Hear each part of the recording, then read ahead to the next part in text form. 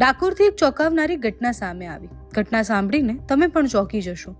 ગોમતી ઘાટ પર નાની પ્લાસ્ટિકની મૂર્તિઓ વેચી અને રોજિંદુ ગુજરાન ચલાવતો એક સામાન્ય માણસ, અને અચાનક તેના નામે આવે છે 19.84 કરોડની ઇન્કમ ટેક્સની નોટિસ. ચિરાગ જગદીશભાઈ ભૈયા, જેમનું નામ છે, ભાડાના મકાનમાં રહે છે. દિવસભર મહેનત કરી અને પરિવારનું ગુજરાન ચલાવે છે.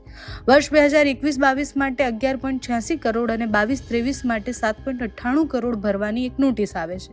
આ આંકડો સાંભળતા જ પગ નીચેથી જમીન સરકી જાય છે. હવે સવાલ ઊભો થાય છે કે એક ગરીબ માણસ કે જે મૂર્તિઓ વેચે છે અને મૂર્તિઓ વેચીને ગુજરાન ચલાવે છે, એ માણસના નામે કરોડો રૂપિયાની આવક અને એનો ટેક્સ કેવી રીતના?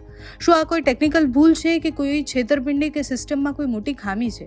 આ ઘટના માત્ર એક વ્યક્તિની નથી, પરંતુ સમગ્ર વ્યવસ્થાને સવાલ પૂછતી છે. આખરે આ રહસ્ય પાછળનું સત્ય જે છે એ તપાસ બાદ જ સામે આવશે. તમારું શું માનવું છે એમને કમેન્ટ્સમાં જણાવજો. અપડેટ માટે જમાવટને ફોલો કરો.